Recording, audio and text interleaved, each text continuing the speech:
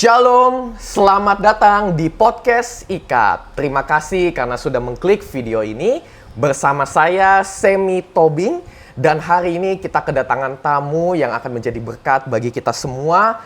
Beliau adalah Kepala Dinas PUPR di Kabupaten Deiyai, Papua Tengah. Dan baru saja menyelesaikan studi program Doktor Teologi di STT IKAT. Jadi beliau ini selain berjaya, selain bekerja, selain berkarya di bidang sekuler, beliau juga berkarya dan berniat untuk memperdalam ilmunya di bidang teologi. Tanpa berlama-lama lagi, langsung saja kita berkenalan. Ini dia Bapak Yefri Edwai. Salam kenal Bapak. Ya, apa kabar Pak?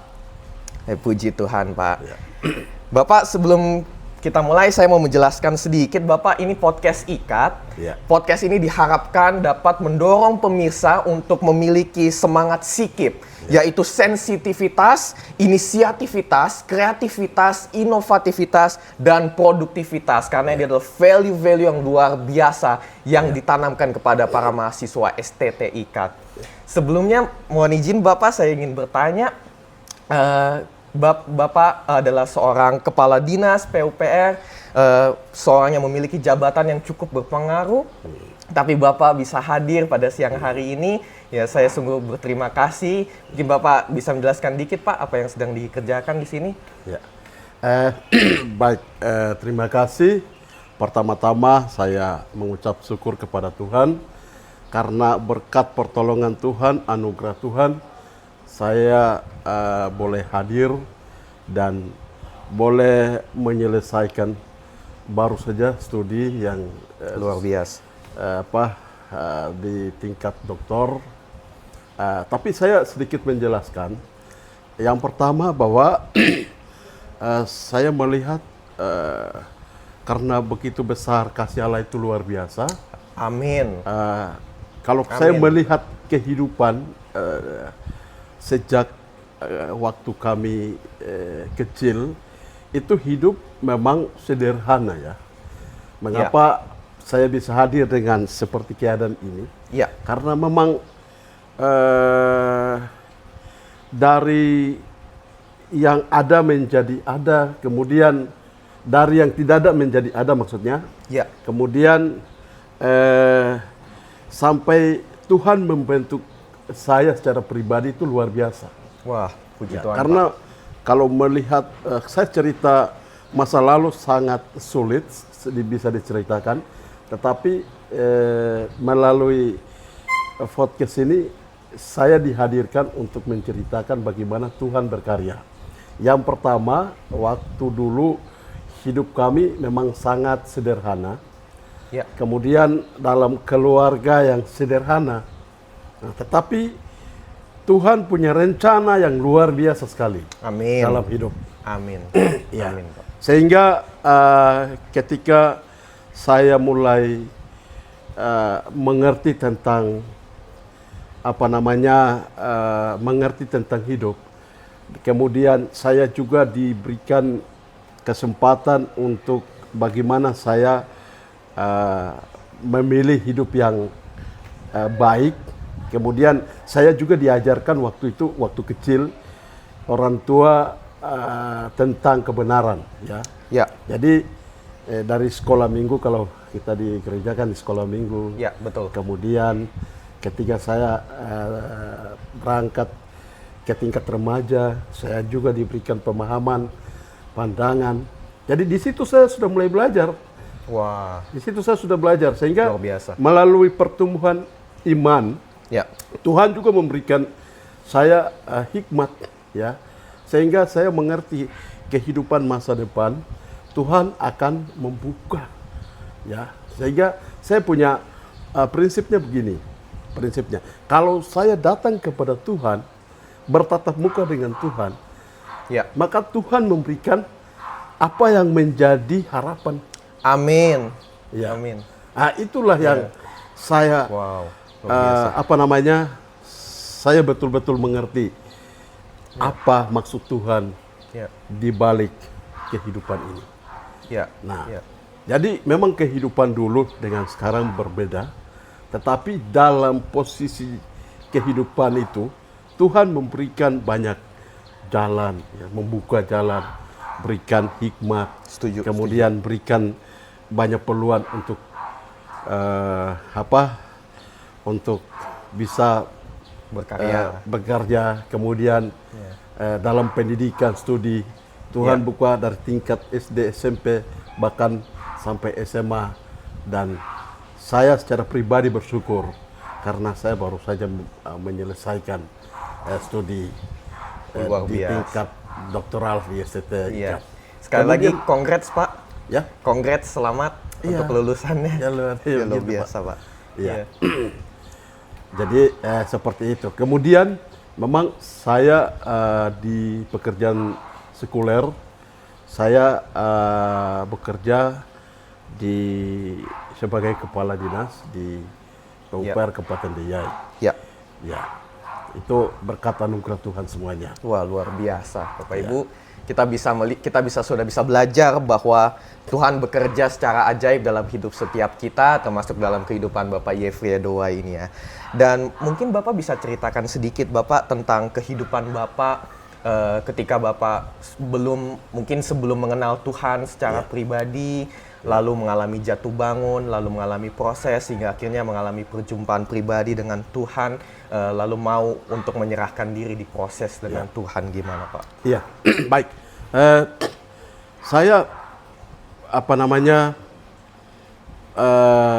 ketika Tuhan memanggil saya sejak masih saya kecil, jadi orang yang masih kecil yang pertama masuk atau bergabung dengan teman-teman waktu kelas remaja dulu. Ya. Di situ sebelumnya kenakalan itu kan kita waktu remaja kan ikut pengaruh dan lain-lain. Masa muda ya. Masih muda. Sehingga ada momen satu saat. Ya. Itu waktu itu saya SD kelas 6, SD kelas 5 mau masuk SD kelas 6. Ya.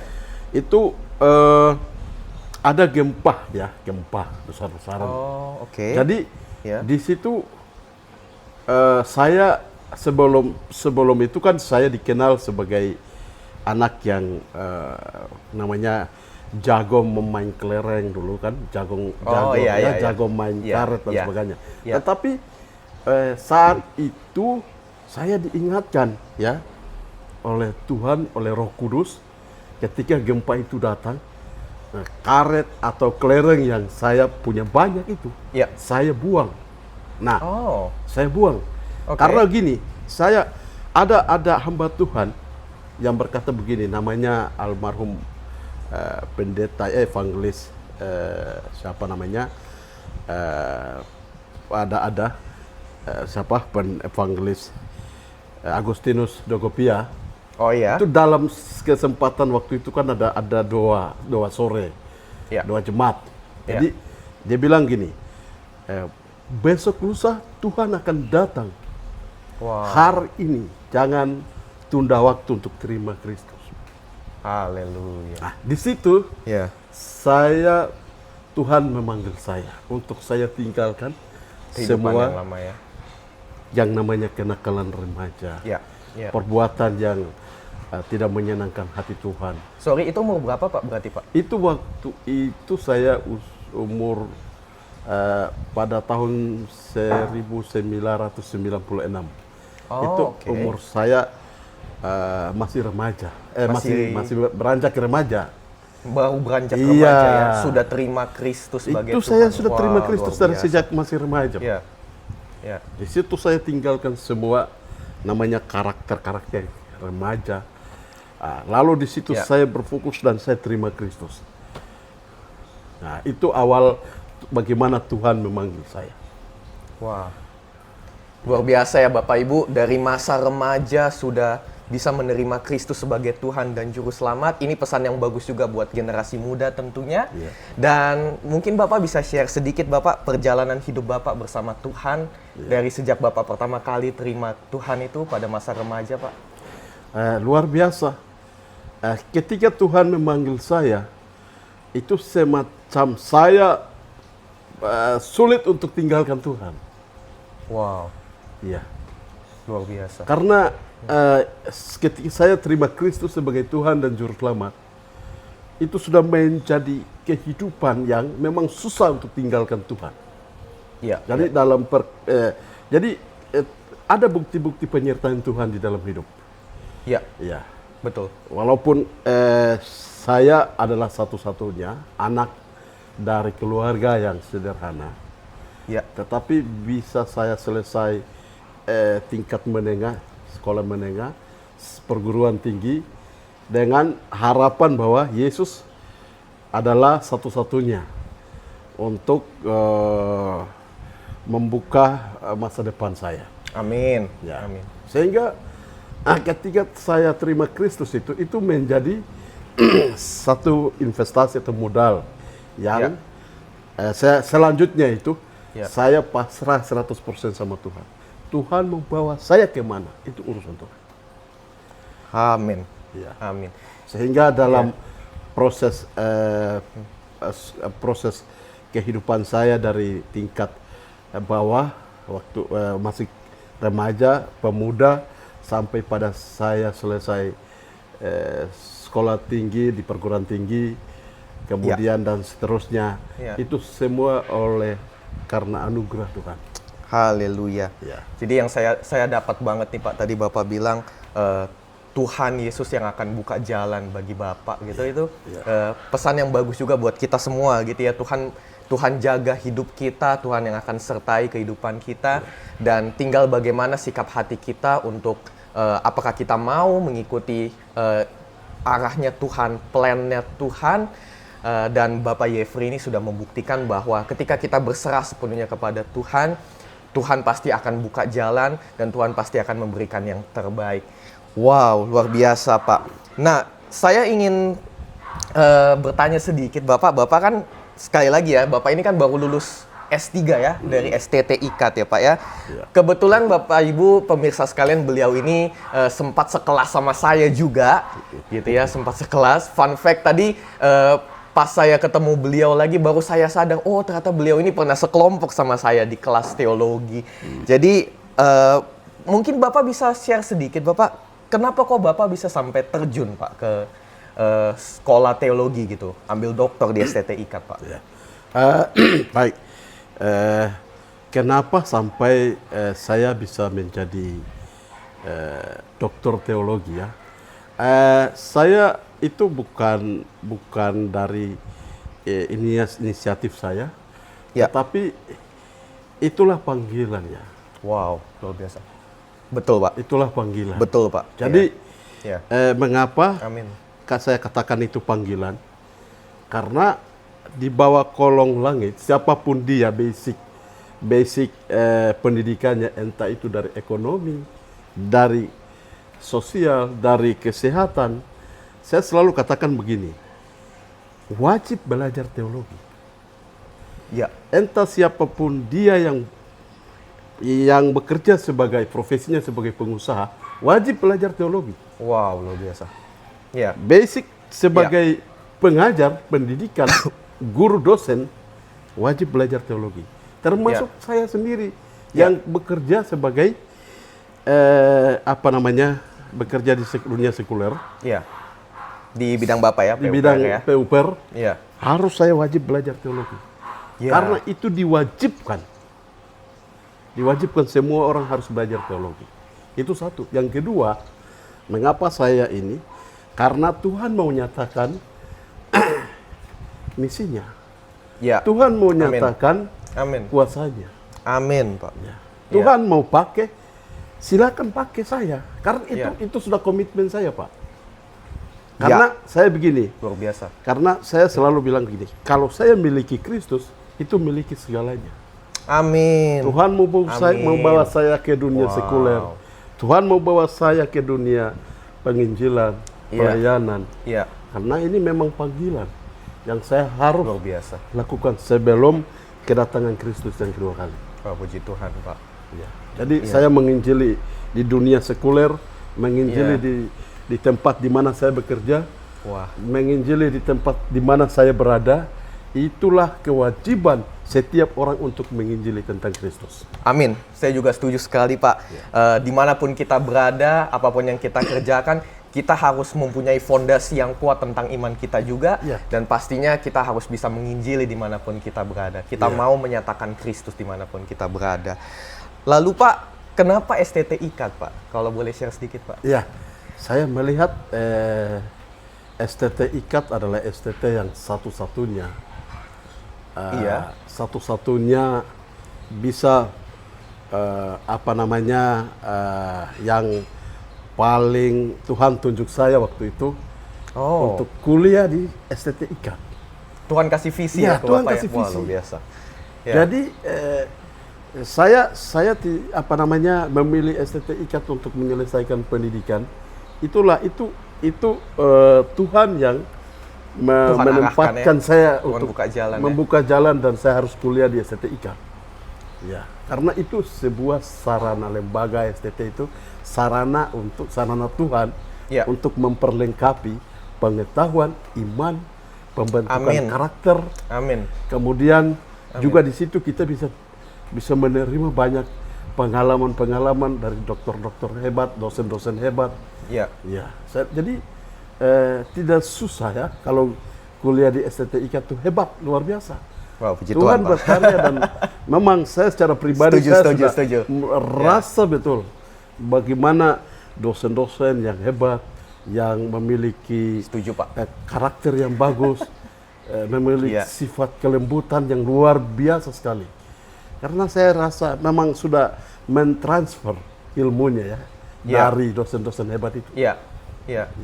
Jadi bisa disimpulkan STT Ikat ini kasih dampak positif lah ya ke Bapak. Luar biasa, Pak. Puji Tuhan, Pak.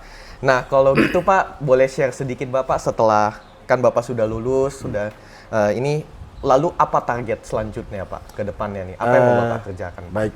Saya setelah selesai dari program doktor, saya akan kembali ke daerah untuk menjadi dosen di sana. Wah, luar biasa. Mengajar. Dosen teologi, Pak? Iya, dosen teologi. Wow, luar biasa. Ya, karena sementara kami punya STT di daerah ya. Iya. Nah, untuk mengembangkan ke depannya bagaimana untuk bisa melayani jemaat, kemudian mengajar, kemudian melakukan banyak kegiatan-kegiatan untuk mengembangkan iman, pelayanan di daerah Papua Tengah dan Papua seluruhnya. Betul, Pak. Supaya mereka juga memiliki fondasi iman yang kuat juga ya, Pak ya.